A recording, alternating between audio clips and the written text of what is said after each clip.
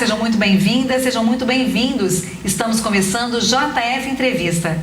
Esta é a série com as vereadoras e os vereadores eleitos para o mandato 2025-2028. Hoje conosco a vereadora Cida Oliveira, do PT. Cida foi reeleita para o seu segundo mandato com 5.884 votos, sendo a quinta mais votada. Ela é professora de Geografia concursada da rede municipal e integrou a direção do SINPRO, Sindicato dos Professores, por cerca de 20 anos, quando se licenciou para ocupar o cargo na Câmara. Tem a bandeira da educação como sua principal causa. Entre as suas plataformas políticas estão a melhoria das creches municipais, implantação do tempo integral, a luta pela inclusão dos alunos com deficiência nas escolas regulares e pela liberdade de cátedra. Nesta entrevista, vamos conhecer os seus projetos para o próximo mandato. Conosco nos estúdios, a jornalista Renata Miranda. Cida, nós resumimos um pouco aí, né, da questão da educação, mas a gente estava conversando, você tem aí amplos projetos em várias áreas também, principalmente na questão do trabalhador. Mas antes de falar disso, vamos falar como é que foi a sua campanha, como é que você chega aqui no seu segundo mandato, você foi a vereadora do PT mais votada. Conta um pouquinho disso aí, como é que você chega agora nesse mandato. Então, como você bem disse, né, nosso primeiro mandato a gente teve aí, eu acho, uma atuação grande, porque em 4 anos a gente apresentou 60 projetos na casa, desses 60, 42 foram aprovados, 12 continua em andamento. Nós fizemos 35 pedidos de audiência pública e mais de 1.000 requerimentos, de demandas que vieram dos bairros de Juiz de Fora. Então, assim, de fato, a gente extrapolou aquilo que a gente imaginava nesse nosso primeiro mandato, que era, eu entrei de fato na casa como a vereadora da educação, mas a gente ampliou bastante nisso. E tivemos vários projetos, como você bem disse aqui, tivemos um projeto que para nós ele é extremamente importante, que é o Mãe é Mãe, que dá o direito à licença maternidade de 180 dias para as mães trabalhadoras terceirizadas do Legislativo e do Executivo, assim como hoje as servidoras públicas efetivas têm essa licença, elas também poderão ter essa licença maternidade. Temos também, aprovamos na casa um projeto de lei sobre a questão dos concursos, que todos os concursos, seja na área, que seja no Legislativo ou no Executivo, 20% tem que ser oferecido para dar o direito para os negros e pardos. Isso é extremamente importante, é um projeto que para nós é muito valioso. Fizemos aqui também um projeto que, assim, esse eu diria que ele teve uma amplitude que até mesmo a gente ficou surpresa com ele, que foi o projeto dos aplicativos. Que projetos são esses? São os trabalhadores de Uber, trabalhadores motoboys, que trabalham assim numa extensa jornada de trabalho, às vezes saem das suas casas 7 horas da manhã e só retorna à noite, 10 horas da noite, porque é extenso esse trabalho de entrega, de correr atrás, porque quanto mais eles trabalham, mais eles têm um salário melhor. E tem estresse do trânsito também, E o estresse do trânsito. E a gente conseguiu que Juiz de Fora tivesse 2 pontos de apoio para esses trabalhadores. Que pontos são esses? É um local onde tem uma geladeira, onde tem um fogão que eles possam esquentar a sua comida, onde eles podem tomar banho, que eles tenham um banheiro que eles possam utilizar. As mulheres que trabalham em aplicativo, a amamentar suas crianças num espaço que é devido.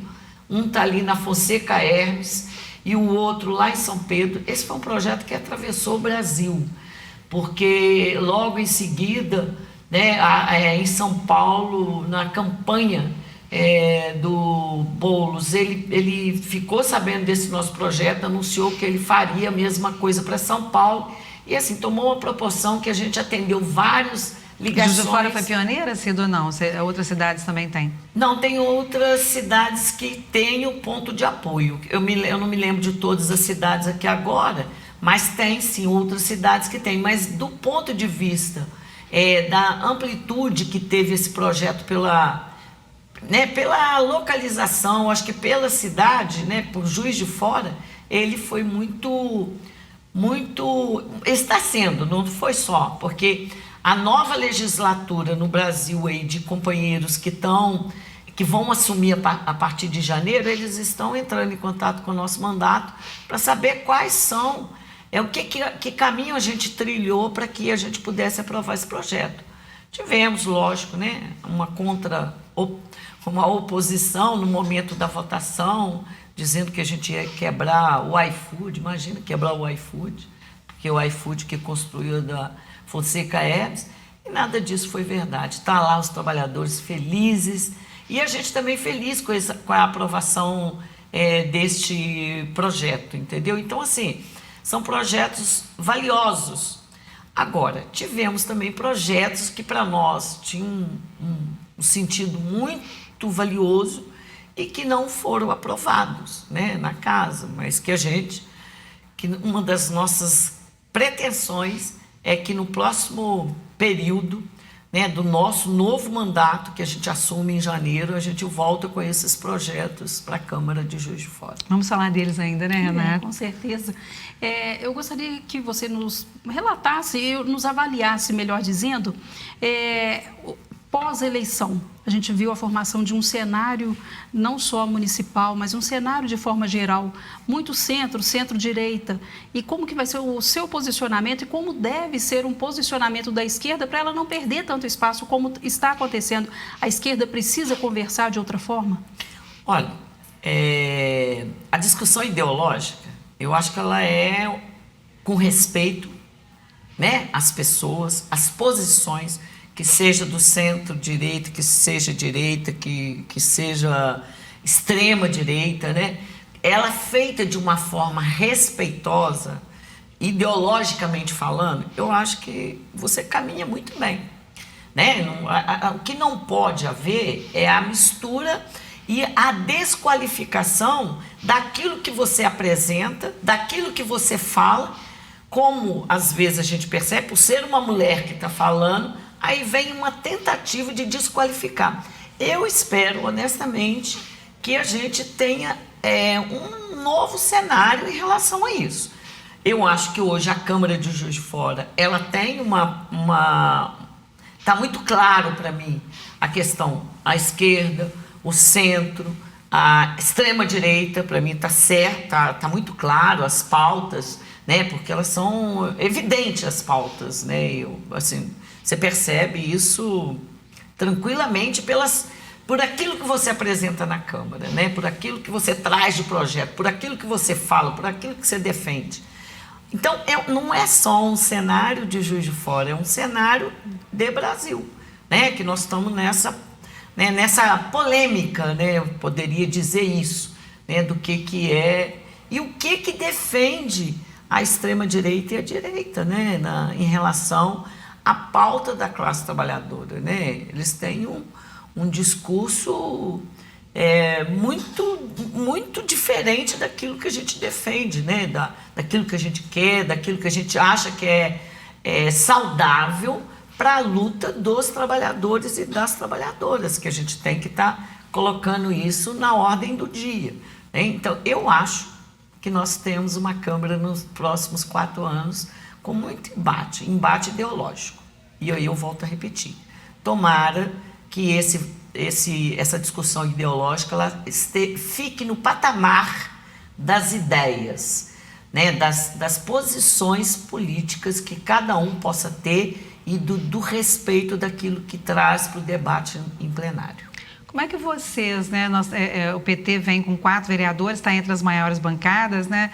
Como é que vocês já discutiram, já conversaram? Porque a situação que o PT tem em Juiz de Fora é diferente, muitas vezes, do que acontece no resto do país, onde a gente tem um crescimento, principalmente a Renata colocou, do centro, né, dos partidos de centro, PSD, principalmente, é um partido que cresceu muito. Mas está na base da prefeitura aqui, né, da base do governo local. Vocês têm conversado? O PT está preocupado com essa questão? Os 4 vereadores do PT, né, são 3 mulheres e 1 homem. Vocês têm conversado? O PT já conversou? Como é que vocês vêm para esse próximo mandato? Não, então, nós já fizemos uma conversa entre nós 4, né? Já fizemos uma conversa também com a prefeita, né?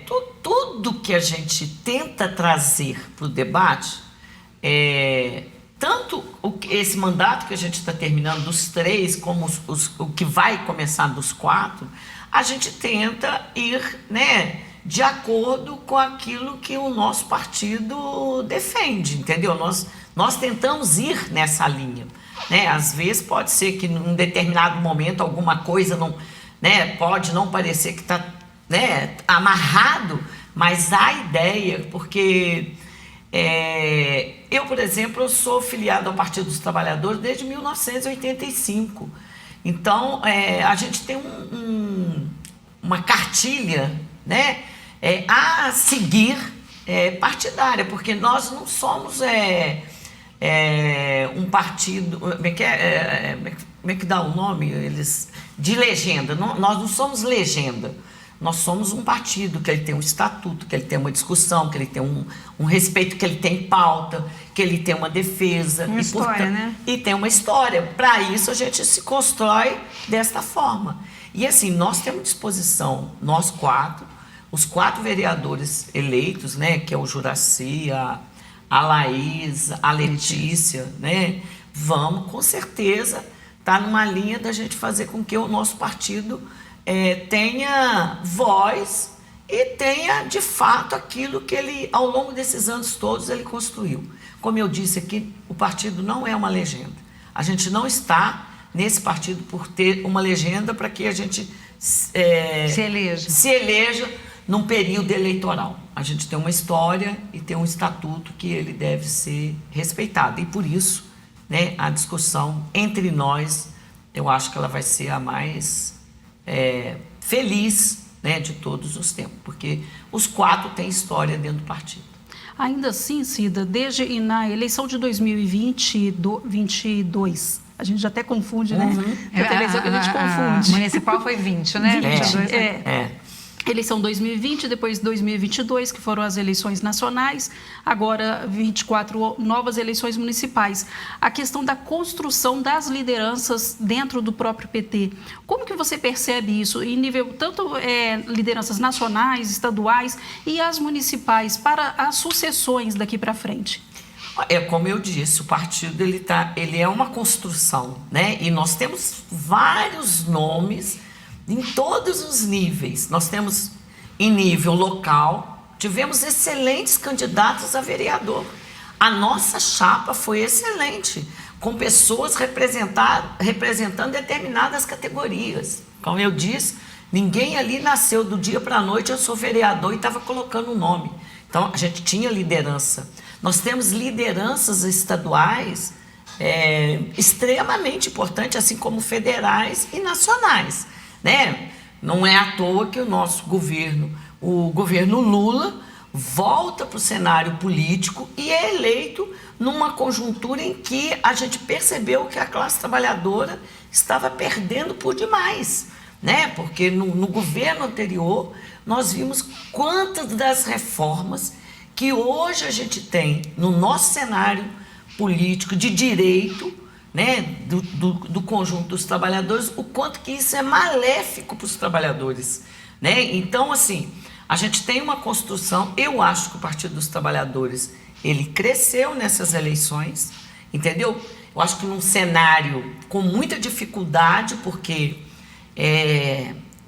a extrema-direita, ela usa de um expediente que é falsear as discussões, que trazer ao debate as tais fake news, que elas são muito rápidas, espalhadas, e isso atinge a população que ela está desprevenida, sem condições de saber o que é aquilo, né, que está no cenário ali. Então, eu acho que assim, eu penso que a eleição de 2020, ela teve um quadro. 2022, quando a gente, né, vem nesse cenário aí todo que vocês estão falando, foi difícil, mas a gente conseguiu. A retomada, né? do Lula, né? A retomada do Lula né, como nosso presidente. E 2022 nós tivemos um outro cenário, é verdade isso, o centro cresce, né? Talvez o que falte aí, eu fico pensando se a gente não precisa, de fato, cada vez mais o nosso partido ajudar a organizar os trabalhadores e as trabalhadoras nos seus locais de trabalho, né? É necessário que a gente faça isso, né? Porque isso é conversar com a base, Cida? Isso é conversar com a base. Isso é ir até a base e saber o que é que está, o que aflige a ela nesse momento. Trabalho, é o emprego, é o salário. Não sei se você concorda, mas você acha que esse lugar que o PT já teve antes, você acha que foi ocupado, por exemplo, pelas religiões hoje? Isso tem muito, né? A ocupação das religiões nos bairros, né? É a resposta rápida que às vezes as famílias buscam, né? E aí elas vão atrás disso. Isso eu acho que é um tema que nós vamos ter que, o partido vai ter que voltar para essa situação, né? E trabalhar isso, porque a gente não pode jogar pedra numa família que tem um filho, ou um rapaz, ou um jovem, uma jovem, sei lá, que está no mundo, né, das drogas e que ela acaba encontrando uma iniciativa numa determinada igreja. Um amparo, né? Um amparo, exatamente. Não um amparo, que a gente esteja aqui também falando, né? Nós estamos jogando pedra, né? Não, de jeito nenhum. É um trabalho importantíssimo que elas fazem. Mas a gente tinha ali, o partido cresce nessa base, né? E não sei se afasta ou não sei como é que vocês avaliam isso internamente, né? Então, eu sou da época... E falo isso porque você é da corrente de trabalho que é muito ligada a esse trabalhador, né? A essa base, a periferia. É isso aí. E ainda tem, antes que você... Porque dá para juntar as duas respostas, ainda tem a questão da educação, que é formar pessoas críticas, com crítica suficiente para conseguir ler o cenário político. E ler o cenário, entender que, pelo menos, que uma fake news, ela está sendo disseminada. É isso mesmo. Olha só, eu sou da época do partido em que a gente se organizava a partir dos núcleos de bairro. Eu sou do núcleo, não sou mais porque não existe, mas eu era do núcleo do Vitorino Braga. O que era o núcleo do Vitorino Braga? Eram jovens que se reuniam e que discutiam uma pauta e a partir dessa pauta levava para dentro do partido para fazer uma discussão para o partido levar aquela luta. Então, você fazia isso muito bem, você conseguia organizar a juventude, você conseguia organizar, né, o povo preto, né, todo mundo numa mesma conjuntura. A partir daquilo você levava para dentro do partido e o partido tomava pé do que ele ia fazer com aquilo. Isso é base, isso é buscar na raiz o problema que atinge essa população, né? Aquele determinado lugar. Então, isso é extremamente importante e eu acho que se tem um partido nesse país que sabe fazer isso, é o Partido dos Trabalhadores. E eu acho que é necessário que ele retome essa situação. E aí nós vamos cair lá na educação. Eu acho que a educação, ela é transformadora de ideias, transformadoras de luta, as pessoas têm que pensar na educação, quando você tem uma educação de qualidade desde lá na crechezinha, chegando lá nos bancos da universidade, né, com qualidade para essa população, uma educação pública, gratuita, para essa população, para ela se formar, com certeza nós vamos ter uma população crítica que vai saber fazer, e não vai saber fazer a crítica daquilo que é bom para ela, que é ruim para ela, e a luta para buscar aquilo que ela tem de direito. Porque quando você tem educação, você descobre que você tem direito. Eu tenho direito a isso, eu tenho direito a uma educação de qualidade, eu tenho direito à saúde, eu tenho direito a uma assistência social. Se eu tenho esse conhecimento, e a educação vai me dar isso, o que eu estou preparando? Eu estou preparando essa pessoa, esse jovem, essa população, esse bairro, para quê? Para ele ir para a luta e buscar aquilo que é de direito. E não aquilo que a gente vê, às vezes, muitas das vezes, né, o assistencialismo. Eu te ofereço aqui uma migalha, te dou qualquer coisinha aqui, em troca de uma possibilidade de um processo eleitoral, ou de um voto, entendeu? Então, quando você tem essa base educada do ponto de vista de conhecimento, de saber dos seus direitos, você tem uma sociedade preparada para o embate, eu acho. Minha humilde avaliação. Nós estamos conversando com a vereadora Cida Oliveira, do PT. Nós vamos para o intervalo e a gente volta falando da mulher na política, voltando a falar das questões do trabalho, né? É só um minutinho.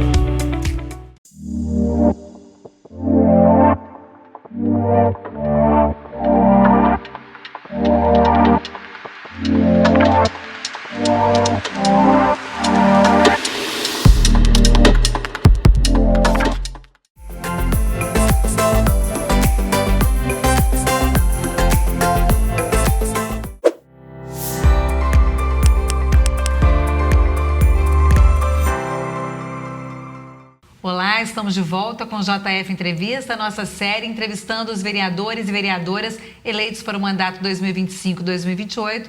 Conosco nos estúdios hoje, a vereadora Cida Oliveira, reeleita para o seu segundo mandato.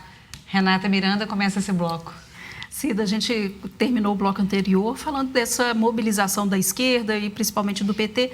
Faltou você falar para a gente como que o PT volta para a base. O partido elitizou, seria isso?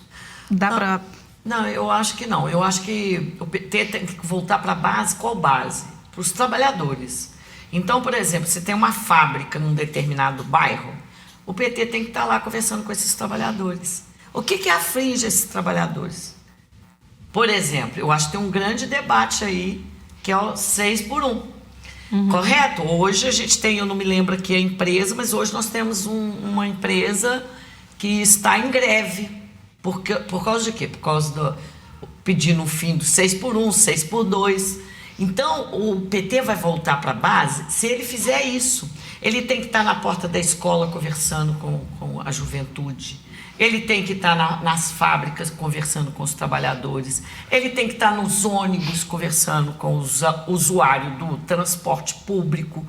Então, o PT precisa ter esse direcionamento, que é o que eu acabei de dizer aqui.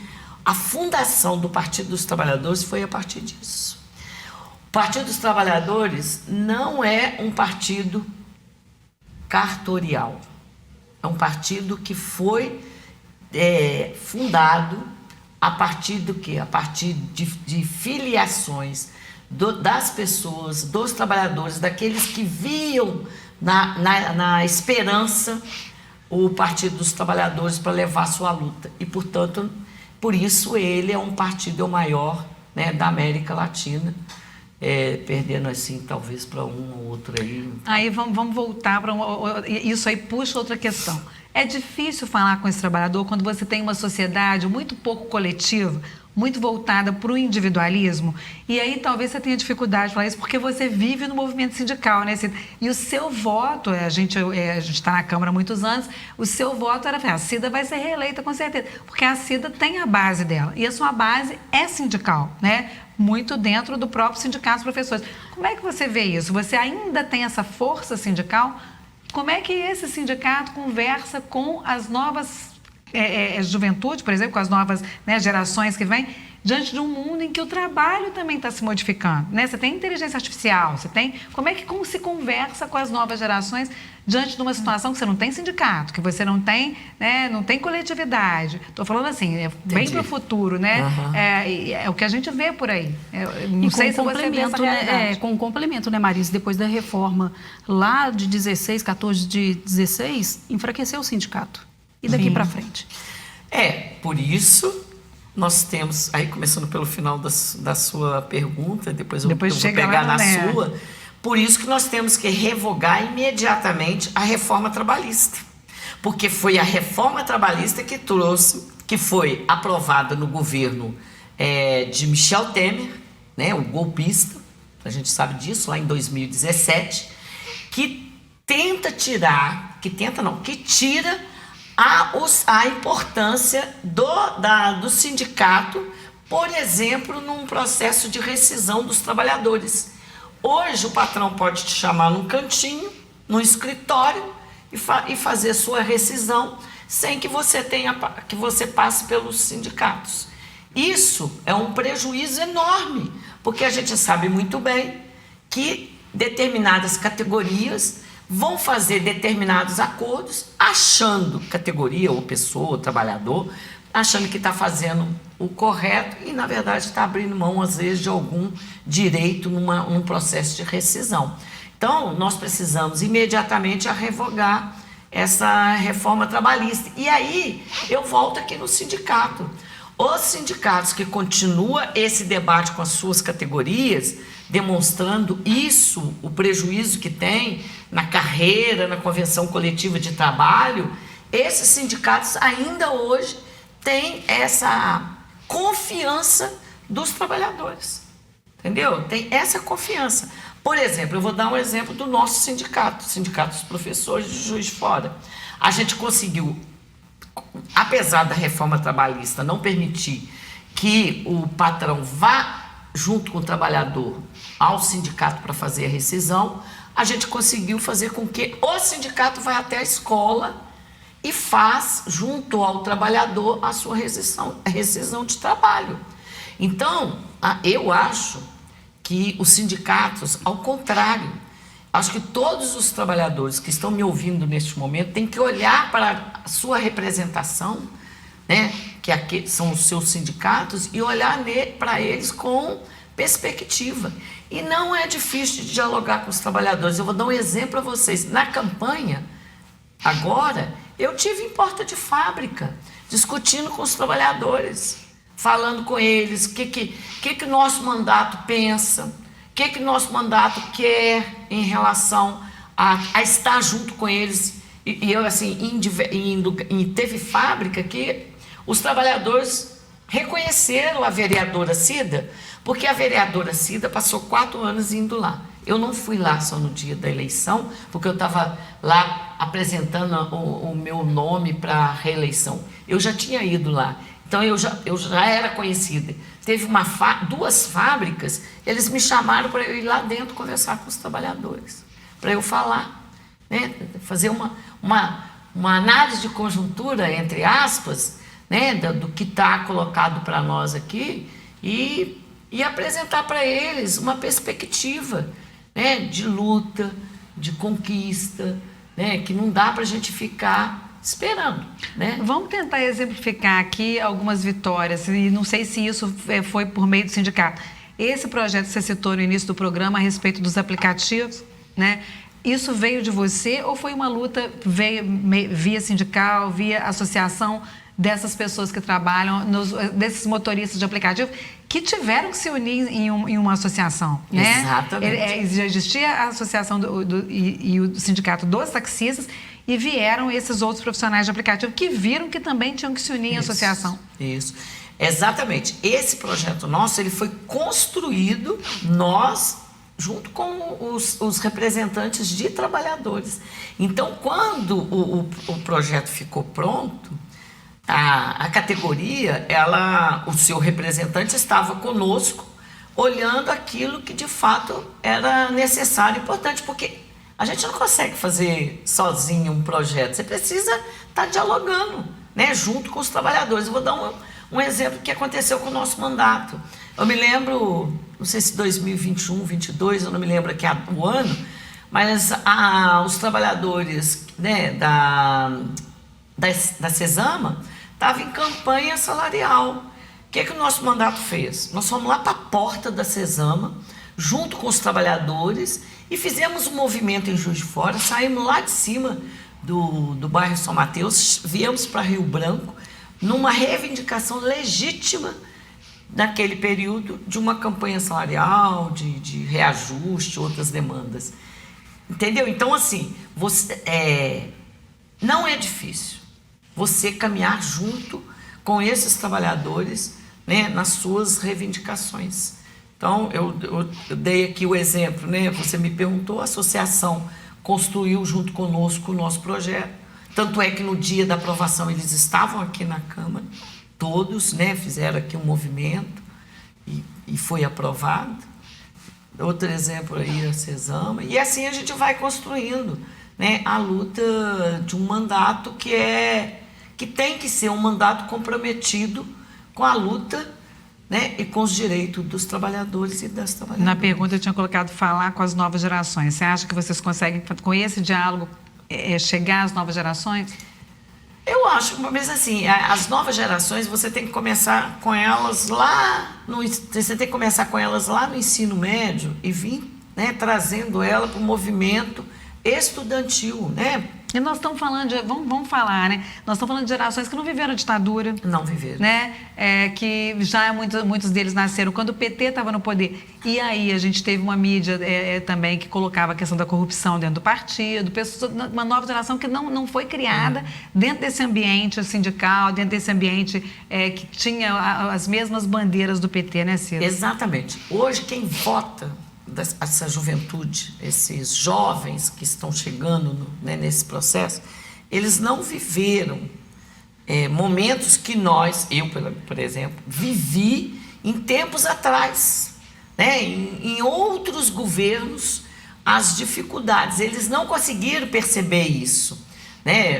Tem uma geração aí, talvez a geração dos 25, 30 anos, talvez essa geração, entendeu? Então ela não conseguiu acompanhar, ela não conseguiu ver muita diferença, mas o movimento estudantil, quando o movimento é organizado, que os estudantes se organizam através dos seus DCEs, né, através dos seus diretórios acadêmicos, do DEAS e tal, ele tem toda uma perspectiva e um histórico de continuar essa luta, porque ele está lá na universidade e ele vai cair lá na fábrica, ou ele vai ser um advogado, ou ele vai ser um professor, entendeu? Então ele teve um caminhar de luta, e para ele é muito fácil assim, né? Ele vai seguir essa luta de reivindicações, de direitos. Então eu acho que não é difícil, né? Aliás, eu acho que a esperança nossa é a juventude. Nós temos que voltar mesmo para essa juventude, ter políticas públicas para a juventude. Ela precisa ter esperança, ela precisa ter direito a emprego, ela precisa ter direito a ir para uma universidade, sentar aos bancos da universidade, a se formar. Nós precisamos disso. Eu, por exemplo, já estou no patamar mais avançado, tem que vir uma geração ir atrás com uma concepção, né, de organização, né, de reivindicação. Ô Cida, aí vamos voltar um pouquinho para você, eu vou para o seu frente mandato, e volto, né? para o seu mandato, para a sua postura aqui no parlamento. O seu mandato, ele não é um mandato identitário, ou seja, não é um mandato que coloca apenas você como mulher, mais uma mulher na Câmara, mas sim um mandato que busca essa luta realmente com relação aos trabalhadores. Ainda assim, você faz parte de uma bancada de 4 mulheres hoje, 5 mulheres a partir de janeiro. Você acha que as mulheres ganharam espaço no parlamento? Olha, você disse bem, eu venho de uma organização que nós defendemos todas as pautas, independente de onde você está, se eu sou mulher, se eu sou da comunidade LGBTQINA+, se eu sou negra, não importa. O que importa é que eu esteja na linha de defesa de políticas públicas para todos, entendeu? E acho eu que isso fortalece, né, o nosso caminhar em todos os sentidos, né? Isso chama luta de classe. Quando você faz uma luta de classe coletiva, em que você abarca todo mundo esteja no mesmo barco, com certeza a sua luta vai ser maior. Então, essa discussão, nós queremos mais mulheres na política. Eu também quero mais mulheres na política, lógico. Não seria muito legal que hoje a gente tivesse aqui na Câmara de Juiz de Fora, para assumir o ano que vem, 23 mulheres eleitas? Lógico, ou um pouco de exagero meu, tivesse 15 mulheres eleitas, 10 mulheres eleitas, lógico que nós queremos. Mas nós temos que pensar que essas mulheres, elas têm que ter a pauta da classe trabalhadora, entendeu? Não adianta eu eleger uma mulher que ela não vai defender, por exemplo, não vai estar à frente na hora que entrar num movimento de revogação da reforma da Previdência. Por que é importante que essa mulher tenha direcionamento na revogação da reforma da Previdência? Porque as mulheres sabem que as maiores prejudicadas na reforma da Previdência fomos nós. Porque nós vamos ter que trabalhar mais e nós vamos ter que contribuir com mais. Aí, ao contrário do que a gente viu no cenário nacional, nós vimos mulheres representantes de deputados, deputadas, senadoras, senadores, né, votando favorável à reforma da Previdência que nos aniquila nos direitos. Aí eu posso dizer que esta mulher, ela está do meu lado, da classe trabalhadora, ela está pensando naquela mulher que sai de casa todo dia de manhã, tem que deixar seu filho na creche, ela vai para o trabalho, seu filho vai crescer, ela vai trabalhar não sei quanto tempo, na hora que ela poderia ter uma condição melhor, ela descobre que a reforma da Previdência deu um prejuízo enorme para ela. Aí ela vai lá ver quem foi que votou. Várias mulheres lá votando na reforma da Previdência. Essa mulher me representa? Representa a classe trabalhadora? Não representa. Não representa. A reforma trabalhista, eu volto nela. A reforma trabalhista é a mesma coisa. Entendeu? Nós tivemos várias deputados, votando a reforma trabalhista, que traz um prejuízo enorme para nós, mulheres e trabalhadores de forma geral, né? Se você for pegar o contexto, mas como a discussão aqui, né, que eu trouxe é a questão da mulher, então por isso que eu acho que nós temos que eleger mulheres, sim, mas mulheres comprometidas com a pauta das trabalhadoras e dos trabalhadores. Já que nós estamos falando em pauta, né? Você falou lá no início do programa também que nesse seu primeiro mandato você teve muitas vitórias, né? Trouxe aqui, inclusive números, mas o que você não fez ainda que ficou para esse próximo mandato? Você já está aí pensando em, a partir de janeiro de 2025, trazer de volta aqui para ser debatido, ou coisas novas que você esteja pensando aí para esse próximo mandato? Então, são 2 projetos que a gente não viu o sucesso deles, né? Que é o das empreiteiras, que as grandes construtoras em Juiz de Fora traz um prejuízo enorme para suas grandiosas obras em determinados bairros, destrói o asfalto, o passeio, A gente vê as betoneiras, perto da minha casa eu vejo isso todo dia. As betoneiras funcionando, né? Fazendo aquela massa, aquele concreto. Depois, ao final do dia, eles lavam aquela betoneira ali mesmo. Aquela água desce, vai entupir o bueiro, a rede pluvial, Boca de Lobo. Nós não conseguimos que esse nosso projeto fosse aprovado, que essas empreiteiras tivessem a responsabilidade da reconstrução, né, desses lugares, desses bairros. Nós visitamos vários lugares e vimos isso. Infelizmente, a Câmara votou contrário, mas nós vamos voltar com esse projeto.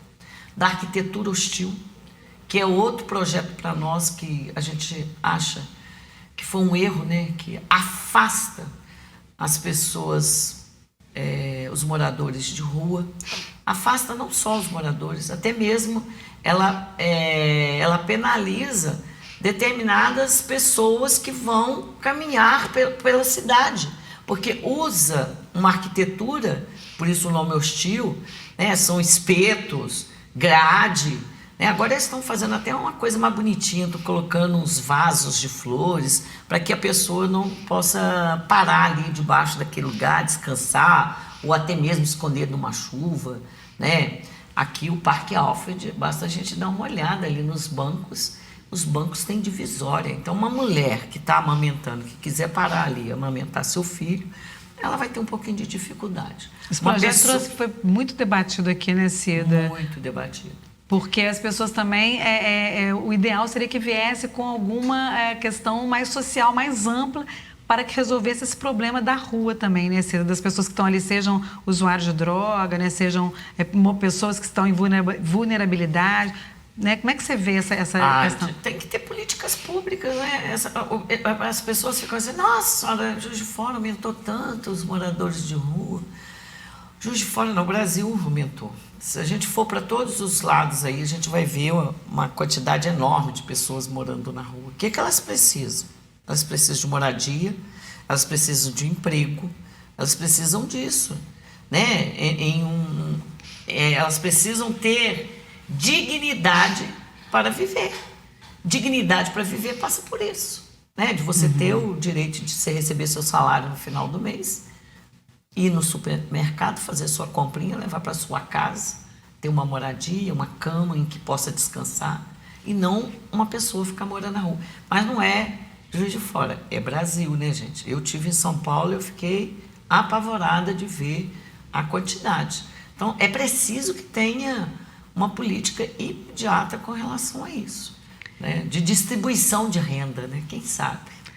Nós estamos conversando com a vereadora Cida Oliveira, discussões profundas aqui, né, Cida? A gente vai para um pequeno intervalo, a gente já volta conhecendo um pouco mais a Cida para além da vereança. Um minutinho só.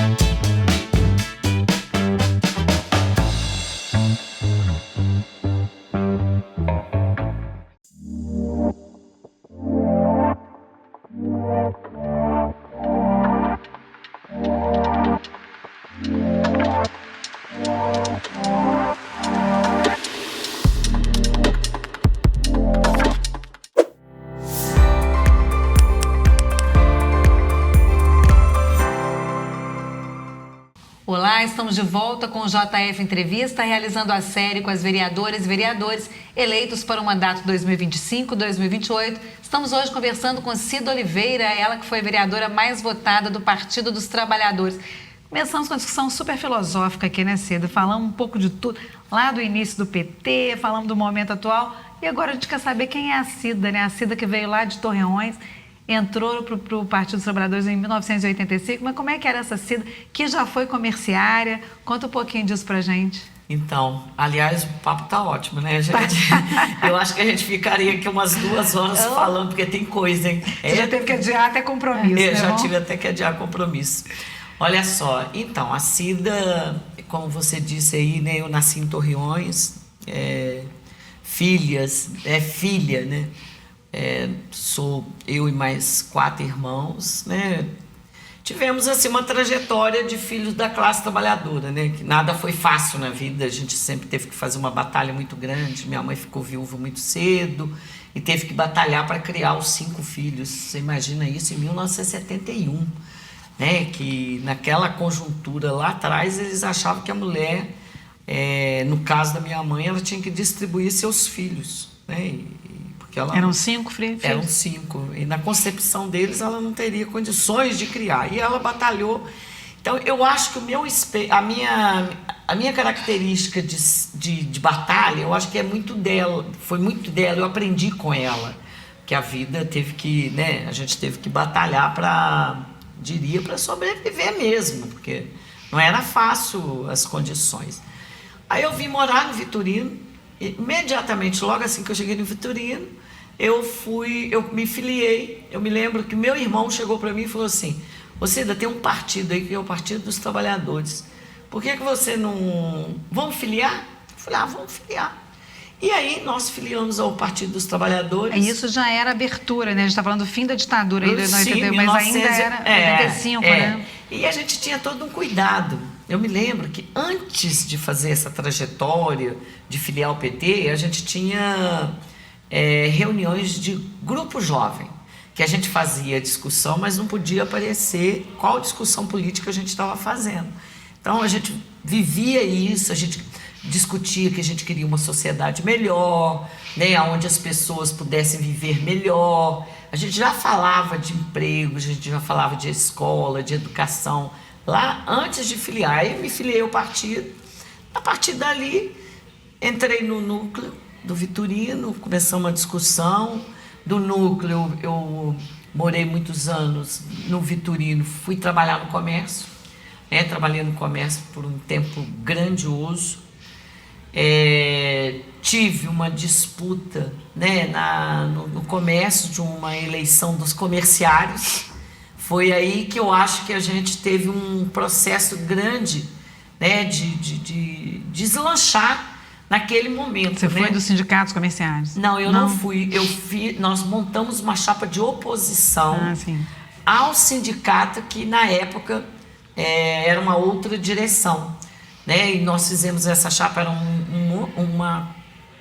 vários jovens que trabalhavam no comércio e que a gente queria ver algo diferente, porque o comércio nesse período, você era um vendedor que recebia por comissão, mas o seu salário não era assinado, a sua carteira não era assinada com comissão. Você recebia um salário X e recebia por fora a comissão do trabalho. Então, a gente já, das suas vendas, a gente já fazia uma avaliação de que a nossa aposentadoria ia ser muito ruim. Então, foi nesse cenário que a gente montou uma chapa de oposição. Aí, lógico, perdemos, porque, na verdade, né, o grande empresariado de Juiz de Fora fez de tudo para que a gente não levasse, porque a luta nossa era de defesa de várias questões, postura no comércio e por aí afora. Imagina 6x1 naquela época. Não, 6x1, nossa senhora, a gente ia de fazer um baile aqui na cidade, você imagina o que ia ser. E aí a gente...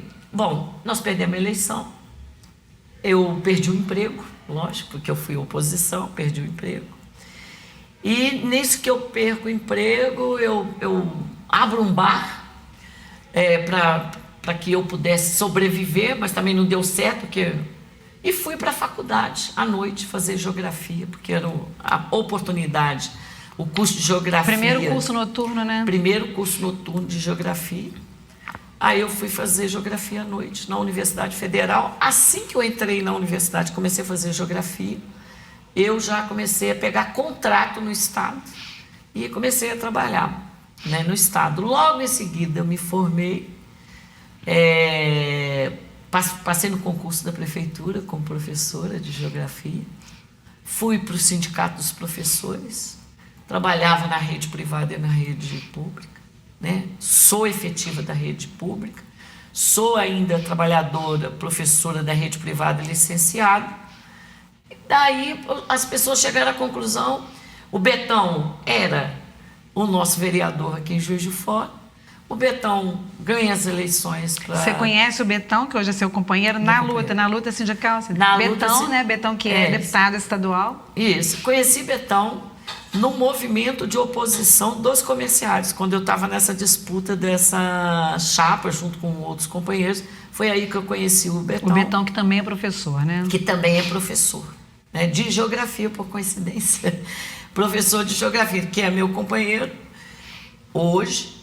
Ele foi vereador 3 mandatos, me parece. Logo depois ele foi eleito deputado estadual, foi embora para Belo Horizonte, ficou um vácuo de 2 anos e as pessoas entenderam que era necessário que tivesse um novo representante, né, na Câmara Municipal de Juiz de Fora. Daí, né, um grupo de várias pessoas, né, companheiros, né, que são ligados ao sindicato, porque eu sou da direção do sindicato ainda. Eu estou vereadora, mas eu sou professora e estou na direção do Simpro. Eles avaliaram que era necessário que a gente apresentasse o nosso nome. E aí, nessa trajetória, nesse caminhar pela luta, nós colocamos nosso nome. Não foi fácil a decisão, porque não era isso, eu não pensava nisso, né? Eu sempre faço questão de dizer que eu sou professora, estou vereadora, minha profissão é de professora. O cargo de vereadora é um cargo passageiro, né? Enquanto a gente estiver fazendo a diferença na luta para os trabalhadores, nas reivindicações, beleza. No dia que não tiver, eu acho que não faz sentido, eu acho que deve ser dessa forma. E fui a mais votada em 2020, né, pelo Partido dos Trabalhadores. Foi a mais votada na ocasião de Juiz de Fora, né? Foi a vereadora mais votada. E fui a mais votada do PT em Minas Gerais também. A mais votada em Minas Gerais. E agora a gente, no nosso segundo mandato, a gente ficou aí, como você disse, aí no 5º lugar, né? Aí a mais votada do Partido dos Trabalhadores. E qual é a nossa perspectiva? Eu tenho que perguntar, você que é a vez da Renata, vocês tinham estimativa que seriam mais votadas, Cida, porque você ficou ali no mesmo patamar da eleição anterior. Vocês tinham alguma estimativa ou era isso mesmo que seria a sua votação? Como é que vocês trabalharam isso? Eu nunca pensei em resultado eleitoral, quantos votos eu vou ter, de que forma eu vou ter. Eu sempre busquei trabalhar, né, naquilo que eu achava que era importante para ajudar, né, a luta. Então, eu sinceramente, eu perdi uma aposta, porque eu falei que eu não seria a mais votada em Juiz de Fora, a mais votada pelo PT. Eu perdi uma aposta, né? A pessoa falou, você vai ser. Eu falei, não, porque meu filho. Vamos dizer que a realidade do PT sempre foi muito diferente, tinha muitos nomes, né? Muitos candidatos bons. Candidatos que já eram vereadores, candidatos que foram secretárias, né? Isso. Então a gente tinha nomes colocados, né? Tinha um cenário diferente, né, atrás desses candidatos. Então, portanto, eu não achava que a gente ia chegar nesse patamar, né, dos 5.884 votos que a gente teve. E assim, estamos aqui, queremos dar um recado que o nosso mandato está inteiramente à disposição para todas as lutas que os trabalhadores e as trabalhadoras acharem que é devido. Quero estar presente nesses lugares, nas campanhas salariais, nas lutas, né, sindicais, nas lutas, né, na luta de políticas públicas para todos e todas, né, combater o processo de terceirização que aprofunda a precarização do trabalho. Principalmente hoje a gente percebe isso bem forte na Empav e na Cesama. Achamos que tem que ter concurso público para todos e todas. Achamos que tem que ter concurso na Câmara Municipal de Juiz de Fora também.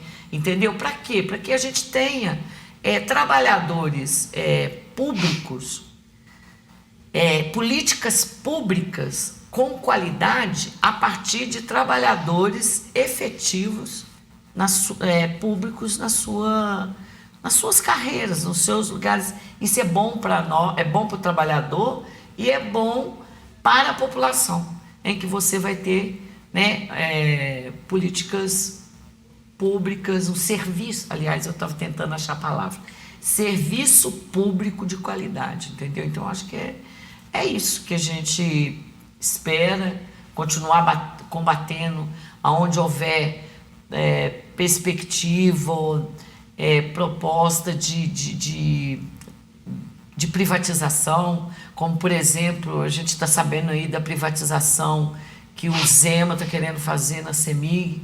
Nós vamos ser um ponto de apoio aqui em Juiz de Fora para combater isso, porque qualquer tipo de privatização ela não faz bem para ninguém, para a população muito menos.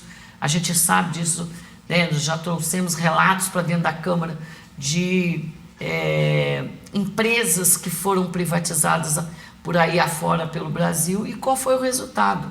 Há pouco tempo a gente viu a Enel, né, em São Paulo, 7 dias sem energia, foi privatizada. A Enel foi entregue a uma empresa o quê? Italiana. Eles não deram resposta para as pessoas ficaram 7 dias sem energia, sem condições, gente perdendo remédio porque não tinha geladeira, não tinha luz, não tinha nada. Então, nós queremos ser um ponto de apoio para combater esse processo de privatização.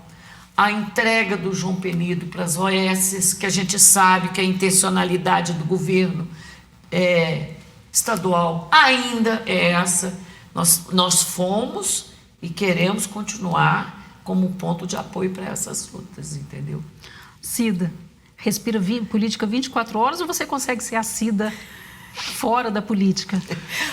Olha, eu não sei não, todo mundo fala, quando eu vou conversar, ontem eu fui numa escola, eu cheguei lá, um professor virou assim para mim, nós estamos conversando com a Cida vereadora, eu falei, não, é a Cida vereadora, é a Cida professora e a Cida sindical. Então, eu estou aqui em 3. A gente faz discussão, mas eu gosto, sabe? Eu gosto das coisas, eu gosto de viver, eu gosto de escutar uma boa música, eu gosto de tomar uma cervejinha. Eu já ia falar sexta-feira,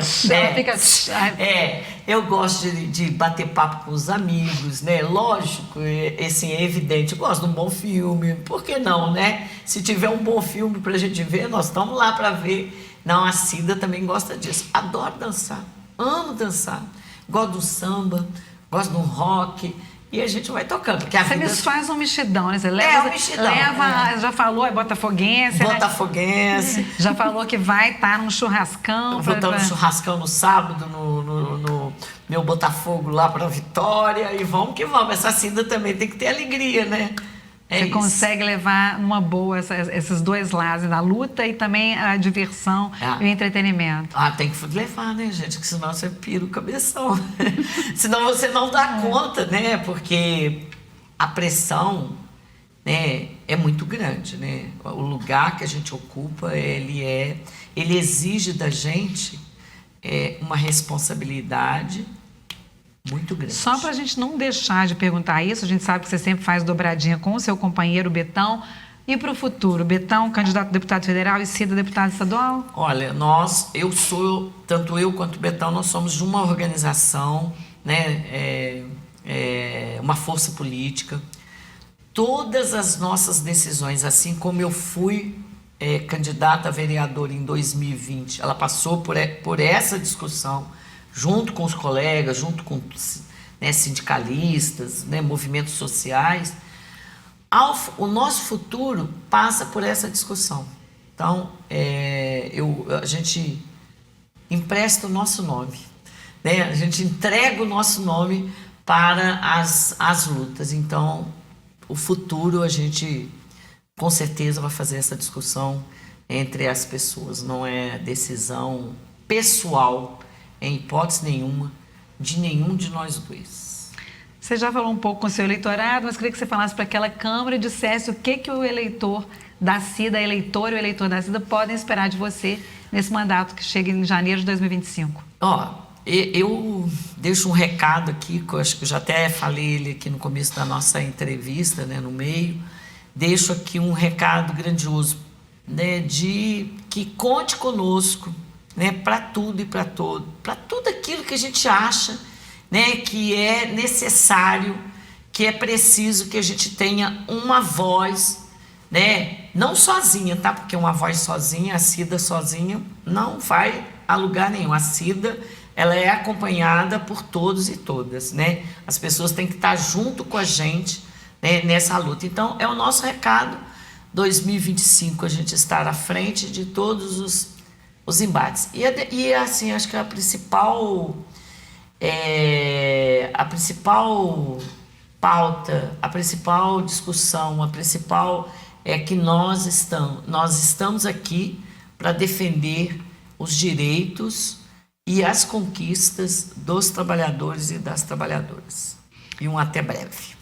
Obrigada, Cida. Sucesso no seu segundo mandato. Renata, obrigada por mais Estamos Juntos aqui em mais um programa. Eu que agradeço, Renata, você, Marisa, por esse espaço maravilhoso. Eu acho que a Câmara, ela, como é que eu diz? Ela dá resposta, né, ao trazer esses vereadores para falar do que já fez, do que vai fazer.